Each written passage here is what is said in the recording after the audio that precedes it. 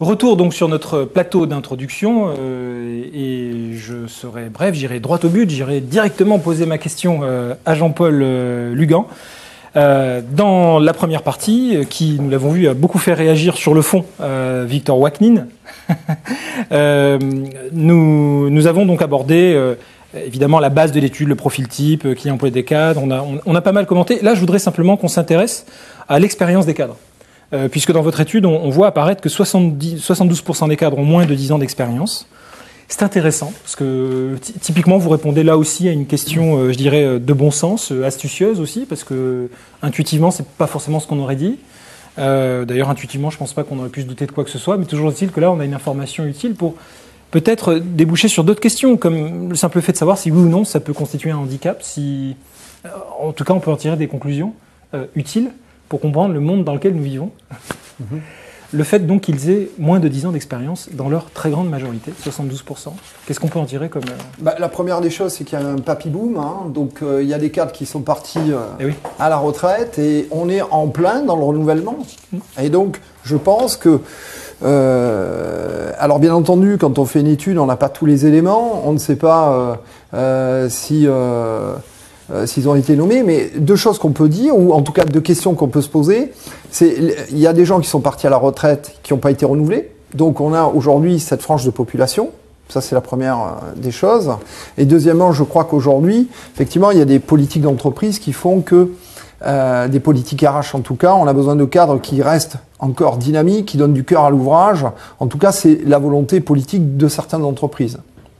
Alors, moi, ce que je trouvais en tout cas intéressant dans cette question, c'était de boucler aussi avec ce que disait dans la première partie de cet épisode Victor Waknin, à savoir qu'il y a cette distinction qu'il est nécessaire, voire urgent de faire entre cadre et manager. Et on voit bien qu'il y a encore une distinction à faire sur le manager lui-même, sur celui qui manage vraiment, quant à son expérience réelle. C'est-à-dire qu'on est sur la carte de visite parfois manager, mais on a encore besoin d'apprendre à manager, et pour ça, il faut probablement être armé, évidemment, d'expérience, être armé tout court aussi, c'est-à-dire former, développer les bonnes compétences.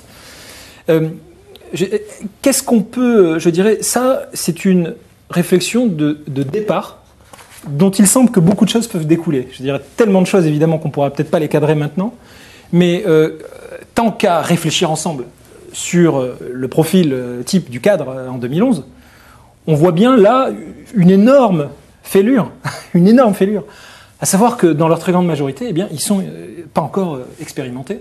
Et la question que j'ai envie de vous poser, messieurs, c'est que est-ce que l'on apprend à être cadre? Est-ce que ça relève d'une compétence que l'on acquiert, ou est-ce que c'est un talent inné?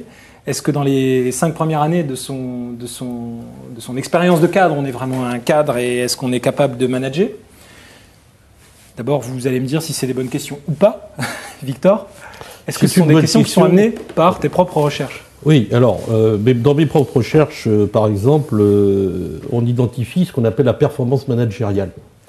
C'est-à-dire quand on évalue un manager, encore une fois, faisons s'il vous plaît un distinguo entre le cadre qui est manager et le cadre qui n'est pas manager. Et on peut être manager, par exemple un chef d'équipe, sans être cadre, d'un point de vue statut.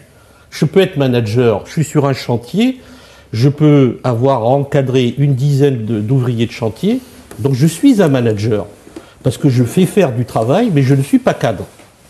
Mais est-ce que votre étude, Jean-Paul, faisait cette distinction, ou est-ce que ça n'était pas le propos? Non. On a fait une étude auprès d'environ 450 cadres, tous encadrants. Voilà. Alors, soit dans des fonctions opérationnelles, soit dans des fonctions support, mais encadrant. Alors, c'est vrai qu'on a une problématique et une contradiction aujourd'hui, c'est qu'on dit il y a de plus en plus de cadres de fonctions support qui sont en transverse. Donc, ils n'ont pas de rôle hiérarchique, pour autant, ils ont un rôle d'accompagnement et de management des équipes.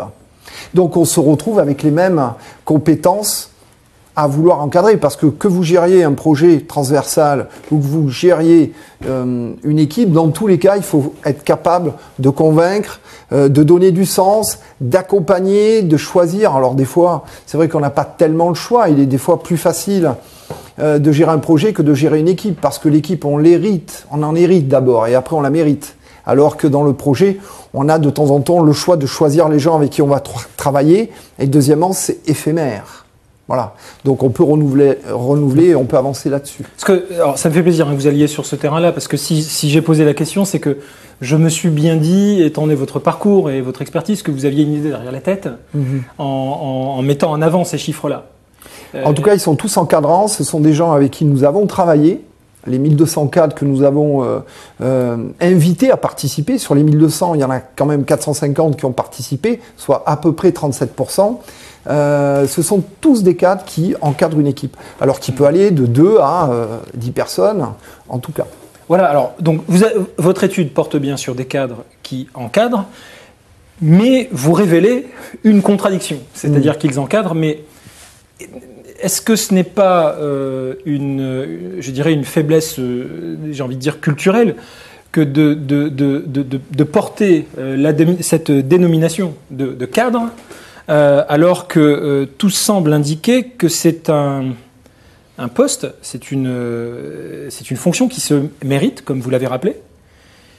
Est-ce que la définition du cadre elle-même ne devrait pas être peut-être plus axée sur cette notion d'expérience? Est-ce que ce n'est pas quelque chose que l'on acquiert? On est en plein dans le débat de la confusion.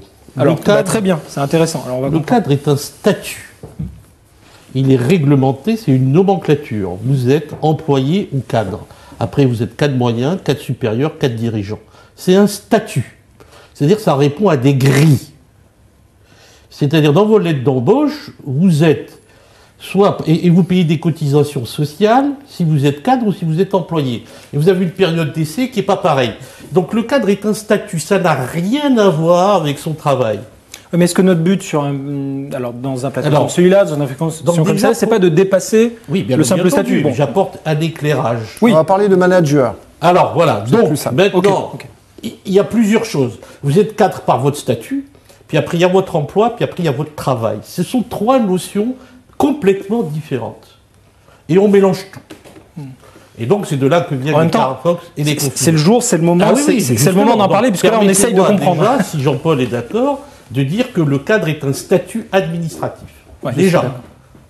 On ne paye pas les mêmes cotisations, pas la même retraite, ça n'a rien à voir. Bon, alors ce statut administratif, est-ce qu'il est en phase avec la réalité? Alors, il est en phase avec la réalité des choses parce que, in fine, ce statut-là va lui donner une rémunération. Donc on rentre dans le contrat de travail, on rentre dans ce qu'on appelle le lien de subordination, qui est défini par 3 critères. Bon, dont la rémunération. Bien. Et donc, il est rémunéré pour une fonction de cadre. Mais ça ne veut pas dire qu'il va assumer des responsabilités, d'une part, mais ça ne veut pas dire non plus qu'il va assumer un management. Le management, c'est quelqu'un qui fait faire quelque chose. On peut être employé, technicien, et manager une équipe. C'est-à-dire, on fait faire du travail à des collaborateurs, à des agents. Donc ça, et on peut être manager et non cadre. Donc si on revient à l'enquête de Jean-Paul, c'est à peu près 500 personnes qui sont cadres encadrants. Donc c'est-à-dire cadre manager. Mais là où il introduit une petite nuance intéressante, c'est quand on parle du cadre encadrant support. Ce qu'on appelle le reporting matriciel. On est dans un projet. Mais là, je suis pas du tout d'accord. Mais alors, pas d'accord du tout. Avec le fait que, quand on est chef de projet, on manage, oui, un processus. C'est-à-dire l'avancement du projet. Ce qui n'a rien à voir avec manager des individus. On manage un processus. C'est-à-dire qu'on a des livrables, on a un calendrier, et on a des moyens. Et donc, on manage un processus. Il faut qu'il arrive à telle heure et qu'il coûte tant. À l'intérieur de ce processus, il y a des ressources humaines. Mais on ne les manage pas. Pourquoi?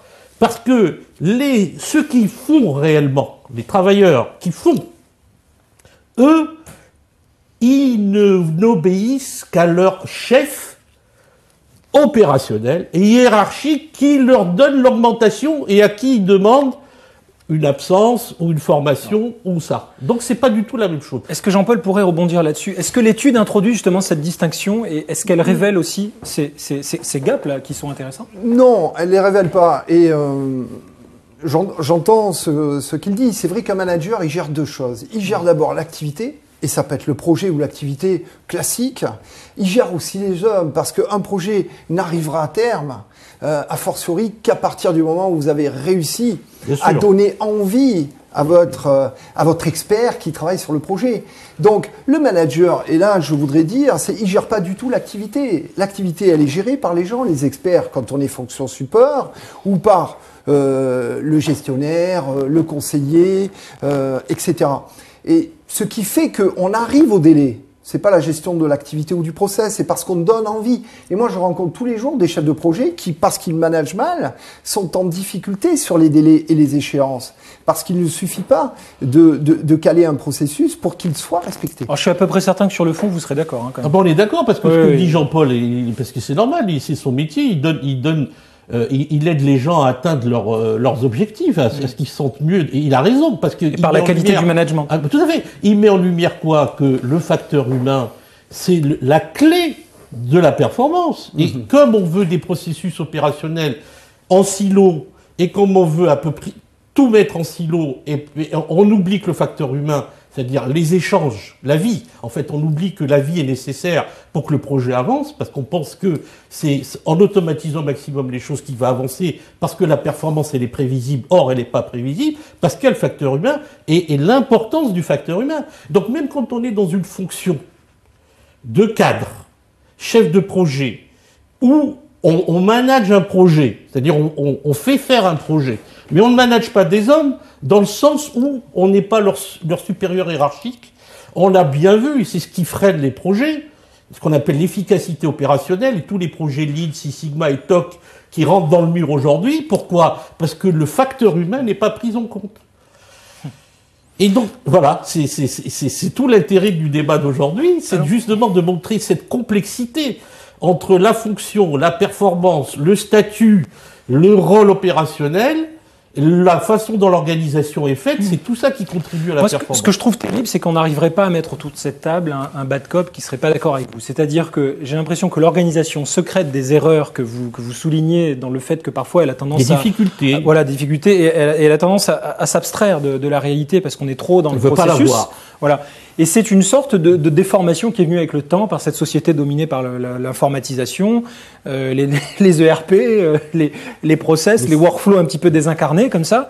Et moi, ce qui me frappe, c'est que c'est quelque chose qui est une sorte de monstre dont on a accouché, de monstre organisationnel, dont des matrices à échelle mondiale, parfois dans les multinationales, dont on a accouché finalement en partant d'un très bon sentiment, c'est-à-dire donner des outils au personnel encadrant. Mais est-ce que vous constatez aussi, est-ce que c'est pas aussi un peu l'idée que vous aviez derrière la tête avec une étude comme ça là, c'est-à-dire qu'il faut remettre de l'humain et justement constater qu'il y a une distance qui s'installe entre les processus, les gens qui encadrent ces processus et ceux qui managent réellement sur le terrain? Alors, ce qu'on peut constater, je reviens à ce que je disais tout à l'heure, c'est vrai que depuis 2008, les directeurs financiers, par exemple, ont repris le pouvoir dans les organisations. Or, qui dit directeur financier, dit rationalisation, dit indicateur, dit process. Or, on vit une véritable contradiction. On vit une véritable contradiction parce que ne me faites pas croire qu'à la génération Y, on va lui mettre du process. Maurice Thévenet, qui parlait l'autre jour, aujourd'hui, il disait on n'a plus besoin de gens motivés. Pourquoi? Parce qu'avec des process, on fait bosser les gens. Oh là. Et ça, c'est vraiment la difficulté. Et c'est ça. On a un bad cop alors, il faut l'inviter. Absolument. Ça existe alors. Mais on vit une contradiction. Ça veut dire que depuis la crise, on a peur. Or, quand on a peur, on passe par la tête. Donc, on passe par ce phénomène de rationalisation qui est je vais découper l'activité sous forme de process pour obliger les gens, d'une part, à faire le travail, mais deuxièmement, à avoir des indicateurs à tous les niveaux. Simplement, ça va se heurter à un moment donné à cette nouvelle génération qui ne veut pas faire un travail qui est dépourvu d'intelligence, qui est dépourvu de substance, de contenu de travail. Moi, je vois aujourd'hui dans les organisations où on n'a plus besoin de faire appel à son intelligence. Vous êtes téléconseiller sur un plateau et vous avez sur votre écran exactement mot à mot ce que vous devez dire à un client. Vous êtes en agence et vous avez sur votre écran mot à mot ce que vous devez vendre à un client. Donc à un moment donné, à quoi bon faire des études? On est dans une véritable contradiction.